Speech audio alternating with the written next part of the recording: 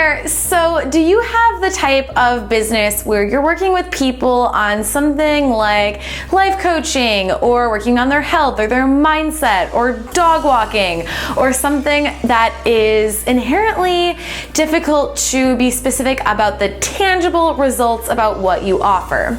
I talk to a lot of entrepreneurs just like you who have businesses that aren't necessarily helping people to make more money.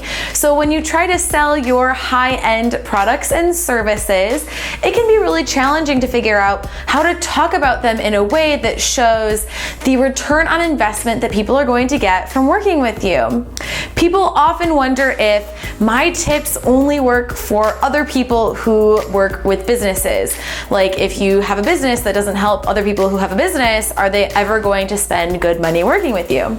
The good news is, yes, they absolutely will. Most of the things we buy in our lives have nothing to do with business. Think about the most expensive things that you've bought in your personal life. I bet you that you had other reasons for buying them than it's going to help you to make more money. I know when I buy a nice new pair of boots, a nice coat, or get a massage, I'm not necessarily thinking this pair of boots, this coat, or this massage is going to help me to make more money.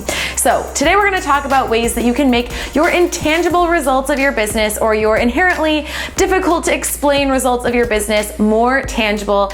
And I have a great worksheet for you, and it's called the ROI that makes them buy. This worksheet you can download over at rulebreakersclub.com. If you're watching this on YouTube, the link is below this video.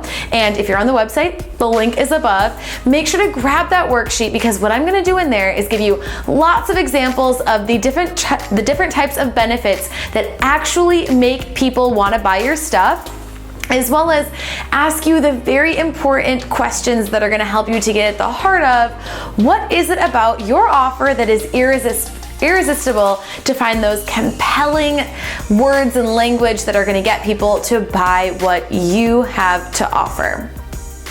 All right, so I hope you went and got your Find the ROI that makes them buy worksheet, and as long as you have that, you can continue. We're gonna get started right now. The first thing I want you to address and think about is, does your offer solve one of your target client's biggest problems? So yes, your target client has a lot of different problems. Everybody's got 99 problems or more that they already know about that they would like help with. But is this a problem a mere annoyance, or is it something that this person desperately wants to solve? Is this something that is keeping that person up awake at night trying to figure out how they're going to change or make better? Is this a problem that is on the forefront of your target client's mind? If not, you're gonna have a harder time selling. So yeah, people might know that certain things are irritating, but are they really willing to spend a pretty penny getting that fixed? Think about what the bigger problem is that this person has that your offer is going to help them to solve. The second thing I want you to think about is your target client already paying for a product or service that is similar or offering similar results to the thing that you're offering? So it doesn't necessarily mean doing something that's exactly the same as you. In fact, we're hoping that that's not the case, because I want you to have a signature service, a signature offer that is not existing anywhere else in the market. However, I want you to think about this. Are people already paying to get that big problem solved? Is it something they're already willing and ready and believe that they should be spending money on? If the answer is yes to that, it's going to be a lot easier for you to sell what you're doing based on positioning it as the solution to that big problem we just talked about. If it's not something that people are currently spending money on, you're definitely going to have to spend more energy and come up with more language to show them that it's a problem and show them why this thing is a big problem. Okay, so the third thing I want you to think about is, are you trying to sell the end result, or are you selling the means to the end? A great example of this is nutrition. So if you're a nutritionist out there, or what you do is help people to take their nutrition up to the next level, change their diet so that they can change their life, I want you to think about the fact that you're selling people on nutrition when what they really want is the result of what that nutrition, that change in nutrition, is going to do for them. I know that a lot of people say they might think they need a nutritionist or help with nutrition, but I need you to be smarter than that and read between the lines. They're just saying that because that's what other people are telling them what they need. What they really want is the result that change in what their diet is, what they're putting in their mouth, is going to create in their life overall.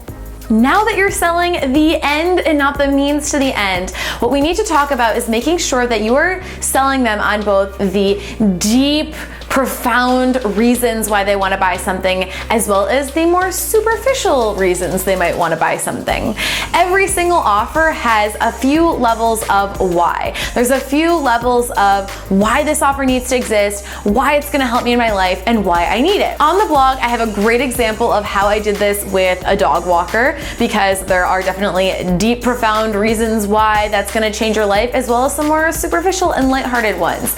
The more levels of why that you have for your service or your offer or your product or your online course, whatever it is, the better off you're going to be. So what I want you to do here is make sure that you have all the different levels, that you have superficial reasons for people to buy your offer, as well as medium reasons, as well as the more profound, big, this is going to change your life and give you peace of mind and you're going to love me forever type of reasons. Finally, and this is the one I harp on the most with my Yay for Clients students and anyone who's been following these videos for a long time, and that is that you need to give people tangible, specific, measurable results and outcomes of working with you. There are no exceptions to this rule. If you're a life coach, for example, and you're like, I don't know, they're gonna change their life, they're gonna get unstuck, they're gonna feel more excited and confident, you are in for a rude awakening. Don't worry, you're not alone. We've all been there, and most people I work with are struggling with this one, and it's frankly why their businesses aren't attracting as many clients and customers as they want. That's why in the ROI that makes them buy worksheet, I listed out a few different types of benefits that you might want to look at as examples for some different industries that I have a lot of clients who struggle to come up with these specific, tangible, measurable results.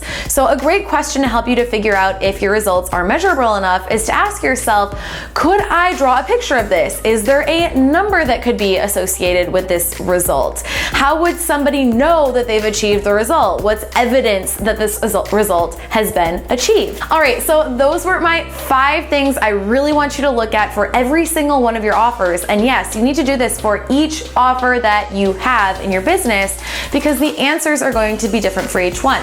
So make sure you've got that worksheet. Again, link is over on the blog post. Grab that and get started working on figuring out what the really core compelling results are of your offer.